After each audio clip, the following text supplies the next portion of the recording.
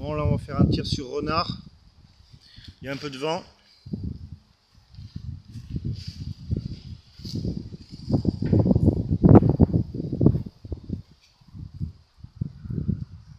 Donc pareil, hein, c'est un arc Buffalo en 45 livres.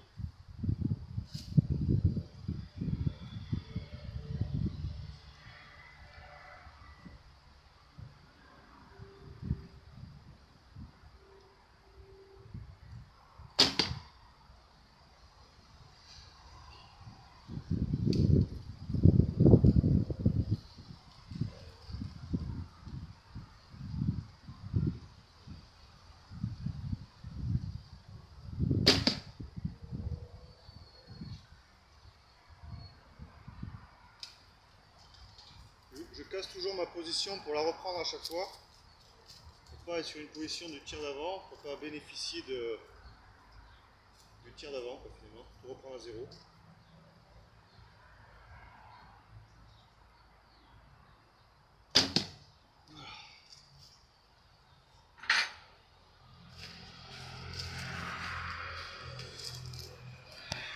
Donc c'est un tir à 12 mètres, hein. Douzaine de mètres, c'est la distance de chasse à peu près, hein. On peut faire un peu plus, mais on peut faire un peu moins aussi. J'aime bien tirer vraiment près, moi 8-10 mètres. Bon là c'est pareil, hein. Tir sur renard, voilà, c'est propre. Donc je fais un tir un peu maintenu, c'est-à-dire que je viens amener la corde au visage, et en fait avec mon bras d'arc je viens pousser le dernier centimètre dans la cible. Voilà, donc je viens armer, et là, hop, je fais le dernier réglage et je lâche. Alors j'essaye parfois de faire un maintien vraiment long, pour forcer un peu les muscles du dos déjà. Et puis, on sait jamais, des fois dans des situations où les animaux sortent lentement, étant donné qu'on n'est pas sur des arcs à poulie, évidemment le maintien est un peu raide. Surtout que je trouve que cet arc est, bon, il est assez véloce, mais je le trouve quand même assez raide. Le Hoyt Buffalo, ouais. Bien qu'il soit qu'en 45 livres. Après il est en 60 pouces aussi, hein. Donc moi je fais 1m73, 75, un truc comme ça. J'ai toujours trouvé que les arcs en 60 pouces étaient un peu courts. Pour moi, hein, après c'est pareil, je ne parle même pas de 58 pouces où franchement je suis pas très à l'aise. Je préfère les arcs grands en fait, qui s'ouvrent bien. Après évidemment ça oblige à un certain encombrement. Mais je pense que 62 pouces c'est le minimum. Pour être vraiment à l'aise quoi. Après encore une fois ça n'est que mon avis personnel, sachant que évidemment un arc un peu plus grand autorise un peu des puissances supérieures aussi, parce que évidemment plus souple et aussi plus tolérant à la décoche. C'est surtout ça le problème pour moi en fait, c'est que ça pardonne un petit peu plus. Voilà, il faut pas hésiter à prendre du matos qui pardonne un peu, hein, pour éviter les problèmes. Le but c'est d'être dedans quoi, donc voilà, faut se mettre en difficulté évidemment, surtout dans les entraînements, pour être tranquille le jour J.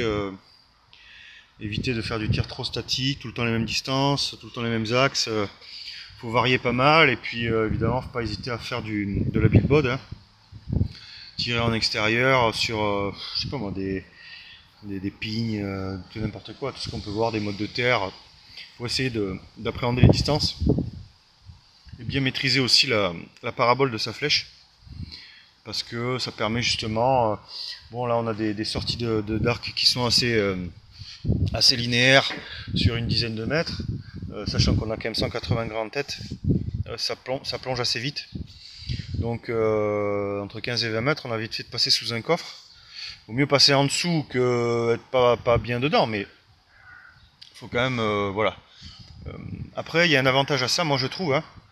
Déjà l'inertie du projectile qui quand même améliore un peu la pénétration, et puis surtout ça permet aussi, moi pour mon style de tir à moi, ça permet de rentrer la lame, de poser la lame en visuel sur l'animal.